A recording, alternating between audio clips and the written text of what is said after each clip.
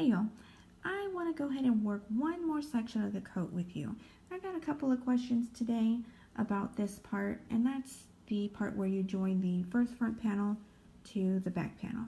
So what I have here is I already worked the first 3 rows of the back panel, and this right here is the end of row 3. And if you have a pattern, if in your pattern it says chain 2 at the end of round 3 or row 3, don't do that. You're going to do that in the next row when you turn. Right here, just cut the yarn, pull it out, and then turn it this way. You're going to work into the, you can call this the first stitch or the last stitch of your beginning row.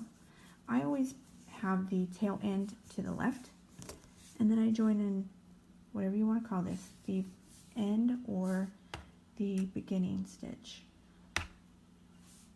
I guess it would be beginning since it is on the right side. I'm going to pull up a loop, and then I'm going to chain 2. 1, 2, and then the same stitch, I'm going to half double crochet twice. And throughout this whole pattern, chain 2 does not count as a stitch. I don't think I put that anywhere in the pattern. Okay, so I join by pulling up a loop, chaining 2 half double crochets in that first stitch, 1 half double crochet in the next, and this is the part where we're going to chain and start shaping that collar. I'm going to chain 4, turn and half double crochet in the third chain from the hook, and the 4th chain, and then follow the pattern. And do a few more stitches, and then we'll talk about something here.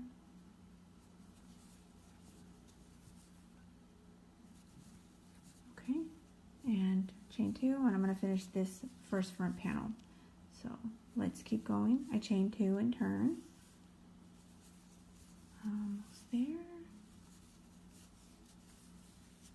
Hold on, my yarn is, there we go. Okay, just a couple more stitches. And I do 2 in here.